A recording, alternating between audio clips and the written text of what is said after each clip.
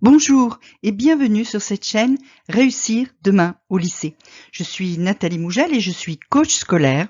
J'aide les lycéens à obtenir les résultats qu'ils méritent et l'orientation qu'ils souhaitent, et j'aide aussi leurs parents qui les soutiennent sur ce chemin. Aujourd'hui, on parle lecture. Lecture et efficacité de lecture. Faut-il lire plus vite ou faut-il lire mieux?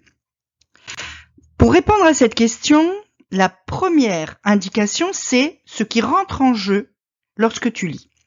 Qu'est-ce qui rentre en jeu lorsque tu lis? Qu'est-ce que tu utilises comme capacité, sens, etc. lorsque tu lis? La première chose que tu utilises, ce sont tes yeux.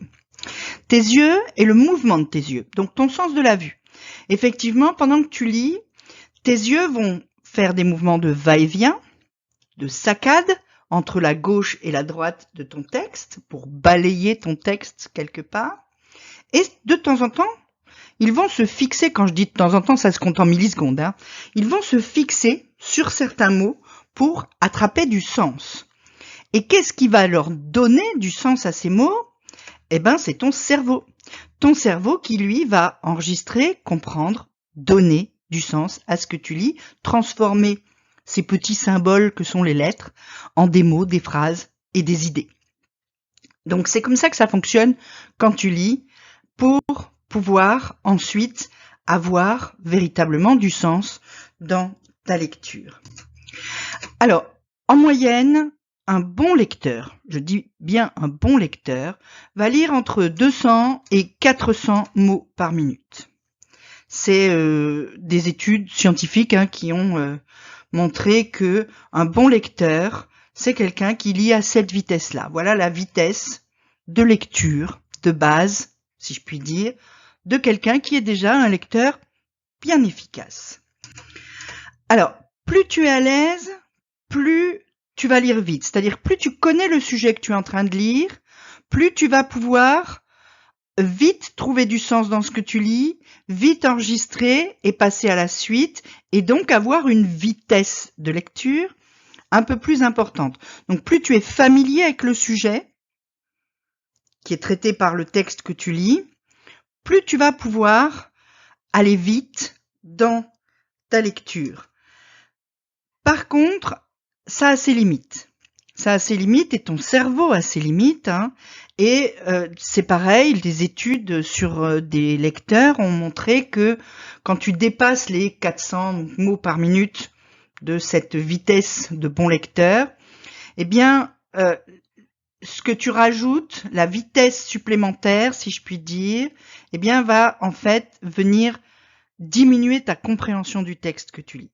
Plus tu vas lire vite, au-delà de ces 400 mots par minute, moins tu vas intégrer, comprendre et retenir de choses de ce que tu lis. Donc, la question qui se pose, c'est qu'est-ce qui est le plus important pour toi? Est-ce que c'est de lire vite? Ou est-ce que c'est de lire bien et de retenir des choses dans ce que tu lis et de faire quelque chose, de donner du sens au temps que tu passes à la lecture? Ça, c'est toi qui as la réponse. C'est pas moi qui ai la réponse. Ma réponse à moi, je la connais. Je préfère donner du sens et lire un peu moins vite. Mais, en tout cas, il y a des gens qui prétendent avoir des méthodes qui te permettent de lire plus vite. De lire même parfois beaucoup plus vite. Alors, la première méthode qui est proposée par ces personnes-là, c'est de dire qu'il faut que tu élargisses ton champ de vision. Élargir ton champ de vision de façon à ce que tes yeux puissent fixer des plages de texte plus larges, jusqu'à aller faire un screenshot d'une page pour pouvoir ensuite la lire dans ta tête d'un seul coup. Donc, ça veut dire que ces gens préconisent d'utiliser ta vision périphérique pour aller lire plus de choses en même temps. L'idée, c'est ça. Alors, ok, c'est vrai. Si tu utilises ta vision périphérique, tu vas voir plus de choses, donc tu vas lire plus de choses en même temps. La question que moi je pose après, c'est de dire, ok, t'as fait ça, t'as fait un espèce de screenshot dans ta tête d'une page, t'essayes de la relire, qu'est-ce que tu vas retenir de tout ça? de quoi tu vas te souvenir après. Il se trouve que des études ont montré que ce que tu vois par ta vision périphérique, tu ne t'en souviens pas. Tu ne t'en souviens pas, tu ne le comprends pas en tant que texte, en tant que mot. Ok, tu l'as vu, mais c'est une image, point. Donc cette méthode-là ne marche pas.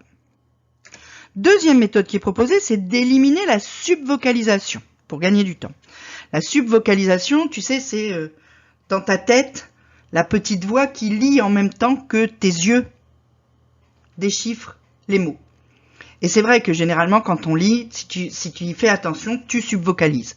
C'est-à-dire que dans ta tête, tu dis les mots. Dans ta tête, tu dis les mots que tu es en train de lire. Et il y en a qui disent que ça te ralentit de faire ça. Si tu faisais pas ça, évidemment, puisque dire les mots, ça prend plus de temps que juste voir l'image mot.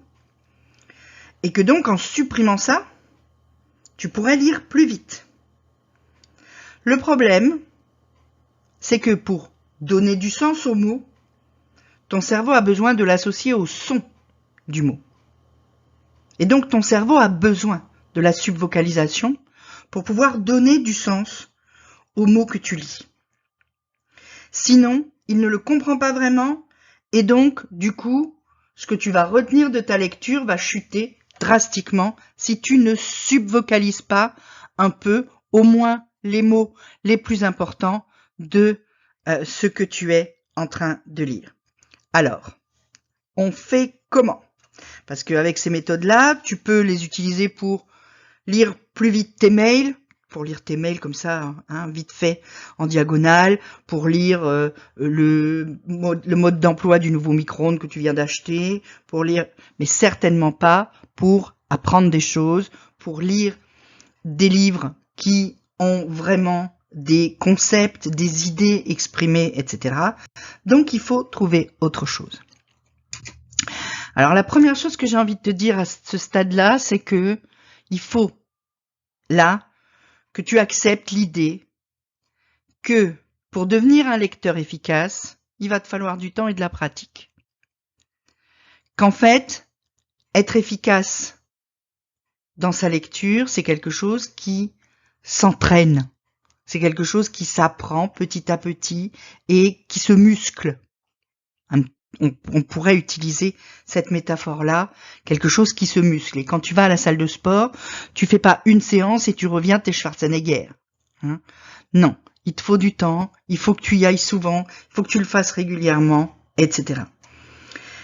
Le problème, c'est d'arriver justement à le faire souvent. Et si t'es comme moi, quand tu lis des livres de non-fiction, eh ben, souvent, moi, je m'ennuie. Quand je lis des livres de non-fiction, je m'ennuie assez vite. J'ai tendance à décrocher, mon cerveau, il part un petit peu dans tous les sens. Et du coup, je suis pas vraiment efficace quand je lis.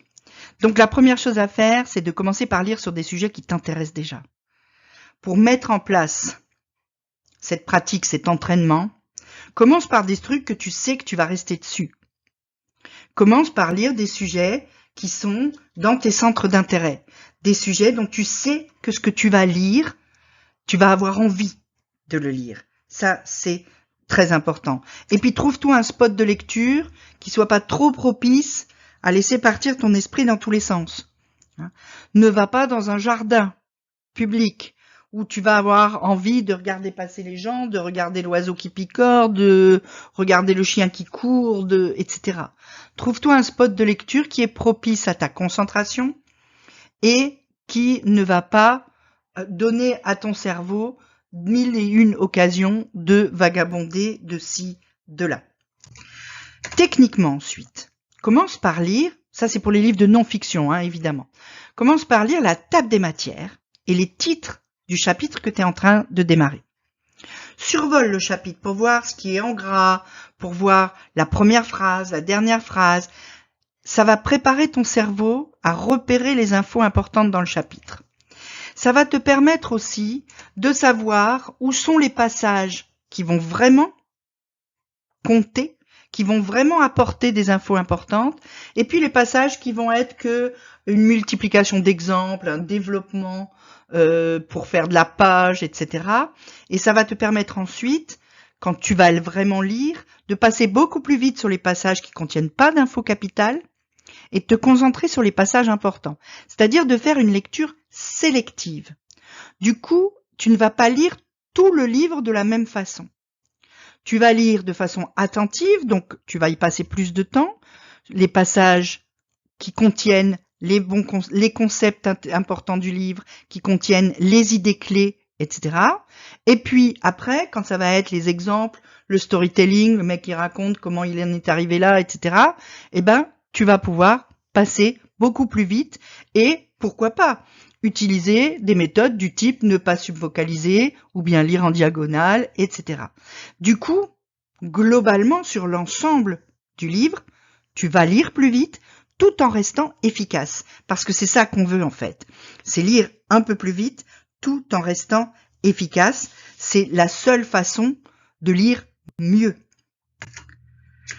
Alors, tu l'auras compris, le but, c'est pas de pouvoir dire « Ouais, j'ai lu 3 livres cette semaine » et d'aller te vanter auprès de tes potes pour dire « Moi, je lis plus que toi, nanana, tout ça. » On s'en fout, ça, en fait. On s'en fout. La vraie question, c'est ton choix à toi. Est-ce que ce qui compte pour toi, c'est d'avoir lu 3 livres par semaine? Ou est-ce que ce qui compte pour toi, c'est d'avoir compris 1 livre par semaine?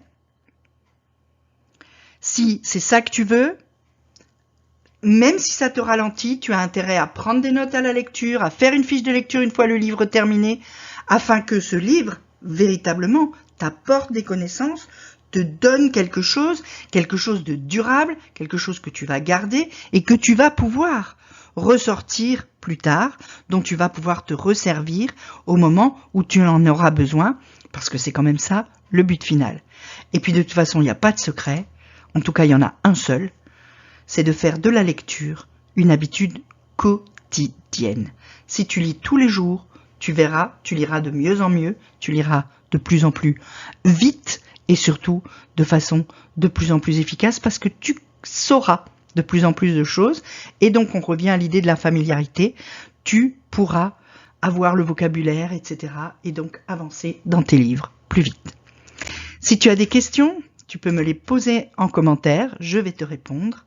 Si tu veux aller plus loin avec moi, tu cliques les liens en description et tu pourras t'abonner à mes mails ou me suivre sur Instagram. En attendant, petit pouce bleu, petit abonnement, petite cloche.